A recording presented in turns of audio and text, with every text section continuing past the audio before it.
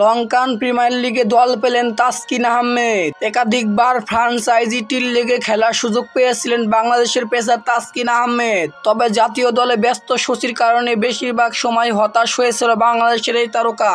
এবার তাসকিন নিজের নাম জমা দিয়েছে লঙ্কান প্রিমিয়ার লিগের নিলামে। ফর্মে তুলে থাকা তাসকিন দল পেয়েছেন দ্রুততম সময়ে। বাংলাদেশি এই পেসারের নাম উঠছিল পেস বল ক্যাটাগরিতে, সেখানে দল পেয়ে যান তাসকিন। $50,000 ছিল তার ভিত্তিমূল্য। সেখানে আগ্রহ দেখায় কলম্বো স্ট্রাইকার্স।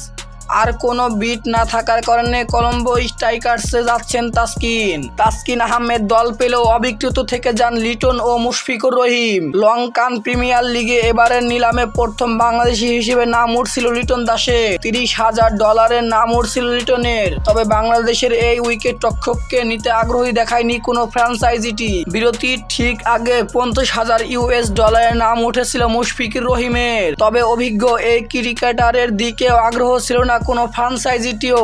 পাথুম নিশাঙ্কা, রাশি ফ্যান ডারডুসেল, মার্টিন পাগলিট কিংবা কুশাল পেথেরার মতো খেলোয়াড়দের জন্য আগ্রহী ছিল না কোনো দলই।